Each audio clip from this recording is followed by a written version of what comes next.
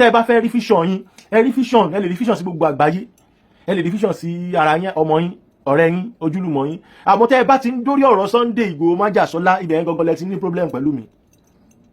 Tó bá ti ń jẹ́ because it is a lot of vision táwa tí a kì í rí vision gan tá a padà yanjú tẹ́yìn ò dẹ̀ rí, tẹ́yìn ò dẹ̀ rí. Don't forget to subscribe, comment, share with your friends to have access to this kind of content that you have here. Don't forget to subscribe. I love and respect you. I'll be right back.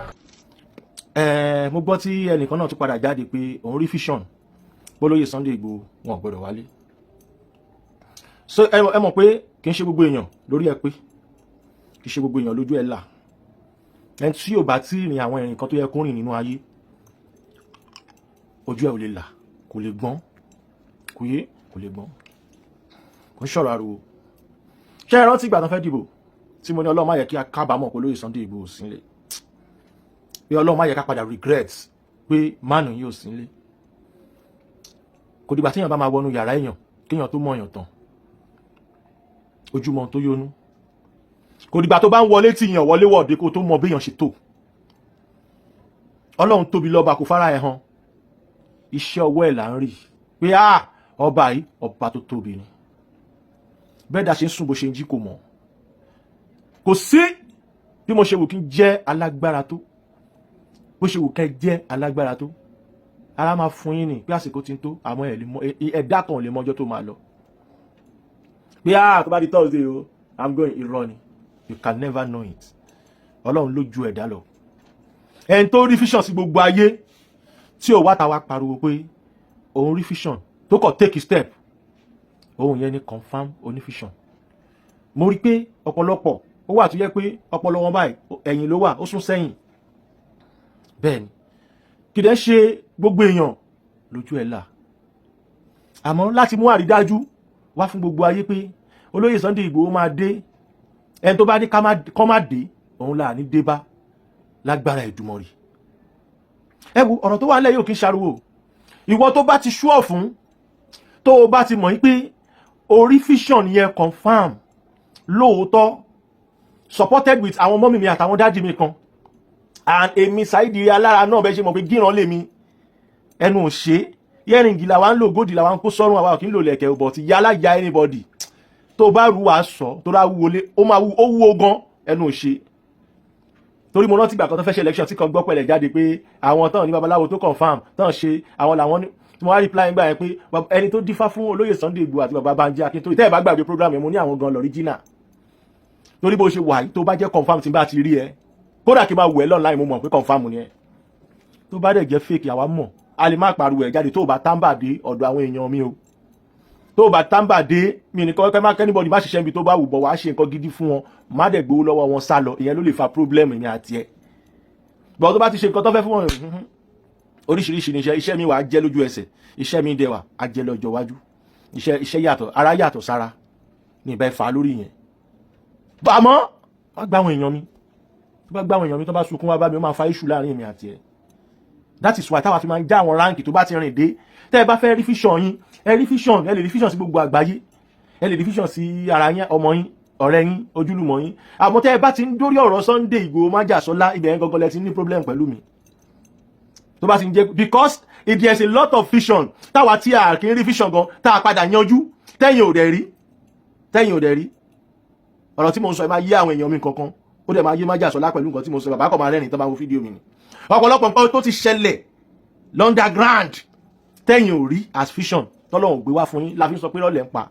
Now ìwọ tó bá fẹ́ kọ́mẹ́ǹtì báwọn bá mi jiyàn, mo fẹ́ rán ẹ níṣẹ́ sí wọn. Ẹni tó bá sọ pé confirm ní vision sóhun rí wo ìwé ilẹ̀ kan lélẹ̀ Lagos State ló wà, èmi Saheed ni wọ́n ní wo kó lè mọ̀ pé confirm ni. Eléyìí ó ní CFO, ó ní everything. Ìkan náà tún wà Ogun State ló wà, ó tún yàtọ̀ sí tẹ̀ẹ̀kan. Mo fẹ́ bá ẹgbá bẹ́tì ènìyàn tó bá ti mọ̀ pé vision tó rí iṣẹ́ ti rí confirm, ó ní CFO, gbogbo ẹ̀ ni mo ti ṣe permanent. Èmi náà ni mo ní Saheed àríkílẹ̀ rí lórí ẹ̀ yìí, Mr. Olúkọ̀tún Saheed, I'm the one. Mo fẹ́ bá yín gbá bẹ́tì tó bá jẹ́ pé lóòótọ́ ni vision yẹn confirm tó dẹ̀ dá yín lójú bí iná, 50 million naira bet. Ṣẹ́mi yín gbé ẹ̀yin tẹ́ ẹ rí vision torí ó yẹ kẹ́ lówó lọ́wọ́ tó bá gbé vision yín confirm. You know more supposed to be poor. You must support to get money by your own with your handwork, with the spiritualist that you are, if it is truth. Mo fẹ́ bá yín gbá betting 50 million. Báǹkì yín náà ni màá lọ lò. Báǹkì yín tó bá dà pé bí mo fẹ́ gbá yín lójú, báǹkì yín náà ni àti máa lọ jọ gbá betting. So ẹ jáde kẹ́ fún mi ní date àti location tá ti máa pàdé, tá ti máa sign agreement about the betting or acres of lands betting. Eléyìí tẹ́ bá ti ní ńbẹ̀ ni tó bá ti dá yín lójú pé your vision is confirmed about olóyè Sunday Igboho pé wọ́n máa rí attack àbí àmọ̀dí tẹ́ fi ní kọ́ máa wà tó bá jẹ́ kó dá yín lójú. Èmi Saheed ni mò ń sọ̀rọ̀. Màá bá yín gbá ìkan sì wà ń bí o, ìkan sì wà ń bí tí mi tí ó tún yàtọ̀ sí eléyìí o, but eléyìí ò tí ní sí ọ̀fọ̀ wọn kò tí ṣe gbá betting. You understand? So tó bá ti dá yín lójú wípé vision yín yẹn confirm, ẹ jẹ́ ká jọ gbá betting ní acres of land. So tí olóyè Sunday Igboho bá dé tán bá rí attack lóòótọ́ ẹ ti jẹ lọ. Tọ́n bá wá rí attack lóòótọ́ báǹkì yín náà la máa lò, but wọn bí manager báǹkì yín rí kí n win kó má fún mi property. Mo tún sọ pé wọn bí ìyá láyé ẹ̀ rí. Mo tún sọ pé wọn bí rí. Ó yé yín, ó máa fún mi ní tí bá ti win, ó máa fún winner lẹ́tọ̀ọ́ ẹ̀. Mo challenge àwọn wòlíì mi sọ pé vision sí o. But lórí olóyè Sunday Igboho tẹ́ ń sọ yìí tó bá ti dá ẹ lójú pé orí vision jẹ́ ká fi lẹ̀, jẹ́ ká fi ṣe bet tàbí 50 million. Mi ju báyìí lọ, mo kéré o, kò yé yín. I'm a small boy, you understand? But nǹkan tó ní kálukú gbé dání tó bá ti dá lójú sí ni kó ṣe jáde, kó ṣe confirm ẹ̀ fáyé. Ọ̀pọ̀lọpọ̀ àwọn nǹkan tẹ̀ ṣe wà tọ́ máa wo bíbí àtọ́pọ̀ pé èèyàn jẹ́ nǹkan kan la ṣe máa fi wọ́n ṣe promo. Ìyẹn wà tí wọ́n yẹn ọ̀tọ̀ ni a máa fi wọ́n ṣe polówó ọjà. Ó kéré gan. Ìwọ́n tó bá sọ pé a kéré nínú ayé tó bá sọ pé olóyè Sunday Igboho kéré ẹni tó rí vision sí yín tí vision yẹn tí ò tí ì fọdún mẹ́ta báyìí o tí ọ̀rọ̀ yẹn dẹ̀ ti ń ṣe níwọ̀ kan wá fẹ́ máa rí vision sí sórí pé ó rí ẹ̀ ò pé but má worry tó bá jẹ́ pé vision tó rí yẹn dẹ́ lójú jẹ́ ká filẹ̀ bet káwé tó máa jẹ torí àwọn èèyàn àwọn kankan máa believe yín náà wọ́n dẹ̀ máa jáyà àwọn èèyàn dẹ̀ fẹ́ wá àwọn mọ́mí kan tiẹ̀ sọ fún mi wọ́n ní wọ́n rí vision o wọ́n rí vision o àwọn ti book ticket àwọn dẹ̀ máa wá ṣòkù ìṣòro ayé anybody nìyẹn. Yes, people see physical and people know the truth but not everybody know the truth but they see the truth. That is the definition of stupidity. Ìwọ tó rú òótọ́ tó wàá mọ òótọ́ yẹn ẹni yẹn stupid nìyẹn. Olóyè Sunday Igboho bá yín pariwo kò náà rí vision pé ayé ìyá máa jẹ Yorùbá ó ní ẹja lọ òun mọ nǹkan tó ń rí. Ìgbà tèmi náà ń gbá research nǹkan ṣe ti gbàgbé pé wáyé tí àwọn jagunjagun wa fi ń kú ṣe mọ̀ pé mo gba donation kan gbà yẹn tí mo ṣe àwọn nǹkan kan gbà yẹn ẹ ti gbàgbé abẹ́ ká máa rán ra wa létí orí ìkànnì tí mo wà yìí náà mà ní òun wáyé wà fẹ́ tó bá rí nǹkan tó bá jẹ́ tòdodo ní àwa ò ní dìbọ́ǹkì ẹ̀ lóòótọ́ gbogbo nǹkan ló ń fẹ́ àdúrà àmọ́ má sọ fún wa pé orí kinní kan má dáyà já àwọn èèyàn má gbé ìròyìn ẹ̀jẹ̀ rúru wá kò wá sí ẹ̀dá alààyè kan láyé tọ́lọ́run máa fún ní vision tí ò ní fi solution sí